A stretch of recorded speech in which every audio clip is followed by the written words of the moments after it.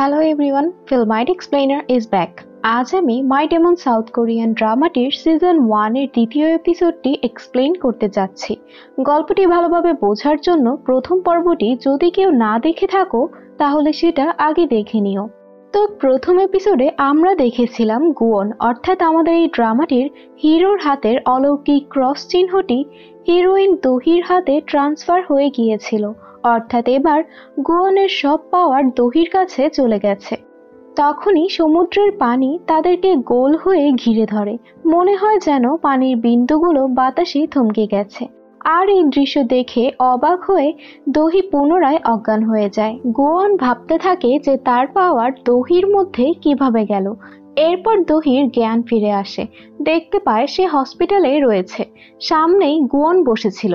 তো দহি তার হাতের ট্যাটুটা দেখতে পেয়ে বলে, এই স্টুপিড ট্যাটুটা আমার হাতে কিভাবে এলো? তাই সে থুতু দিয়ে ট্যাটুটি উঠানোর চেষ্টা করতে থাকে, যেটি দেখে গুয়ন ছুটে আসে আর বলে, এভাবে ঘষতে থাকলে তো ট্যাটুটা নষ্ট হয়ে যাবে। দহি যখন বুঝতে পারে যে এই চিহ্নটা পার্মানেন্ট ভাবে তার হাতে লেগে গেছে, তখন সে বলে, এটা লেজার দিয়ে হলেও আমি তুলে ফেলবো। অতঃপর গুয়ন তাকে বাধা দিয়ে বলে, এই চিহ্নটা আমি কখনোই তোমাকে তুলতে দিব না। দহি বলে, এটা আমার হাত, আমি কি করব না করব সেটা তুমি বলার কি? অতঃপর গুয়ন তাকে জোর করতে থাকলে দহি বিরক্ত হয়ে তাকে একটা থাপ্পড় মারতে যায়, কিন্তু দেখতে পায় যে তার হাতটা আটকে গেছে।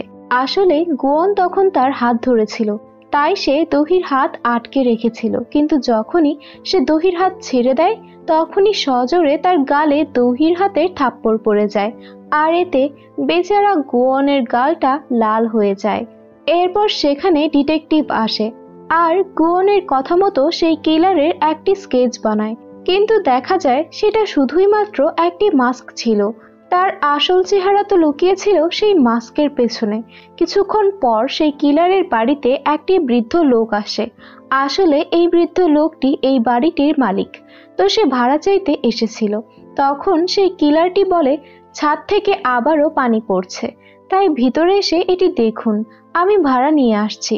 অতঃপর বৃদ্ধ লোকটি ভিতরে গেলে এই দৃশ্যটি এখানেই কাট হয়ে যায়। তো পরের দৃশ্যে দেখা যায় গুয়নের অ্যাসিস্ট্যান্ট কোনোভাবে বুঝে যায় যে তার সব পাওয়ার চলে গিয়েছে, কিন্তু এরপরেও শিওর হওয়ার জন্য সে গুয়নের ওপর জগ থেকে পানি ছুঁড়ে মারে।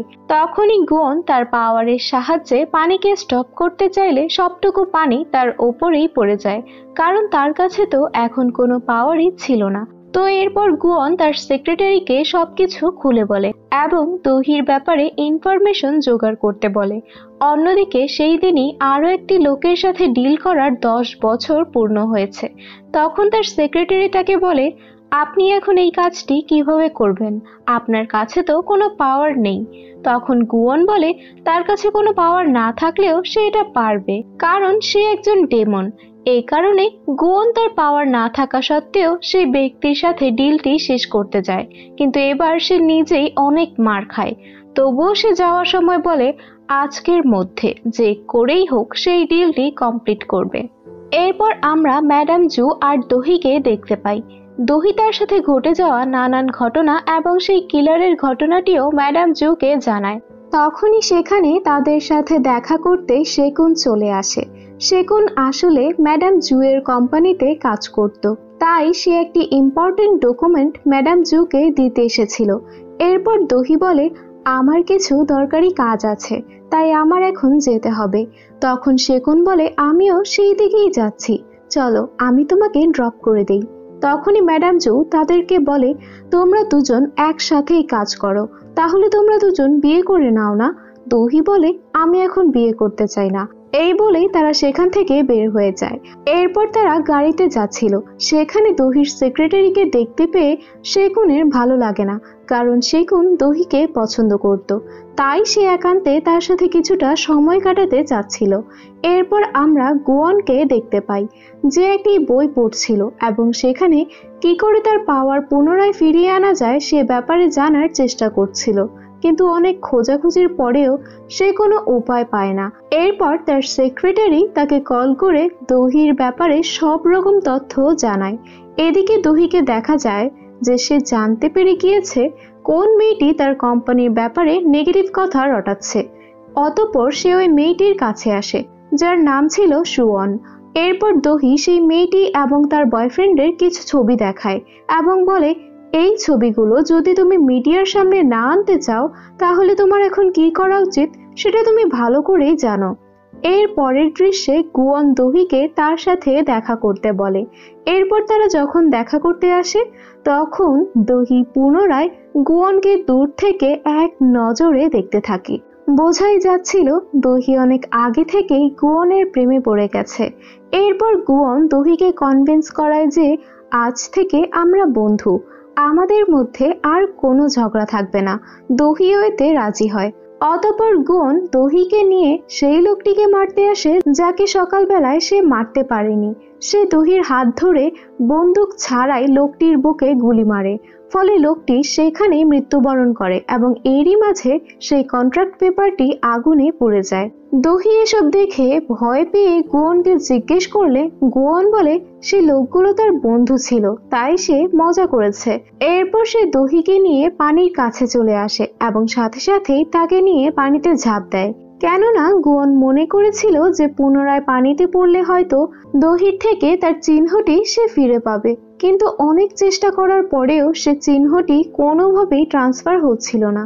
তখনই দহি ছুটে পানি থেকে বের হয়ে আসে এবং রাগে বলতে থাকে, তোমার জন্য আমি এখন মরতে চলেছিলাম, আর কিছুক্ষণ পানিতে থাকলেই আমি হয়তো মরে যেতাম। তার উপর আজ আমার উপরে আরো একজন অপরিচিত লোক অ্যাটাক করেছে, আমি জানিও না আমি ভুলটা কি করেছি। আর এসব বলতে বলতেই দহি কান্না করে ফেলে, যেটা দেখে গুয়নেরও অনেক কষ্ট হয়। এরপর রেগে দহি যখন রাস্তায় গাড়ির জন্য দাঁড়িয়েছিল তখন সে নিউজে দেখতে পায় যে মেয়েটি তাদের কোম্পানির ব্যাপারে খারাপ কথা লিখেছিল সেই মেয়েটিকেও কেউ একজন হত্যা করেছে। এইসব দেখে দহি অনেক বেশি চিন্তায় পড়ে যায়। তখনই হঠাৎ একটি লোক বাইকে করে এসে দহির ওপরে অ্যাসিড ছুঁড়ে মারে, কিন্তু এবারেও গুয়ন সময় মতো তার সামনে চলে আসায় সে দহিকে বাঁচিয়ে নেয়। কিন্তু সম্পূর্ণ অ্যাসিডটি এবার গুয়নের গায়ে লাগে। আর এখানেই এই এপিসোডটি শেষ হয়ে যায়। পরবর্তী এপিসোডের এক্সপ্লেনেশন পেতে আমাদের এই চ্যানেলটিকে সাবস্ক্রাইব করে রাখার অনুরোধ রইল। আর ভিডিওটি ভালো লেগে থাকলে কমেন্ট করতে ভুলবে না যেন। তো আজ এইটুকুই, দেখা হবে পরবর্তী ভিডিওতে।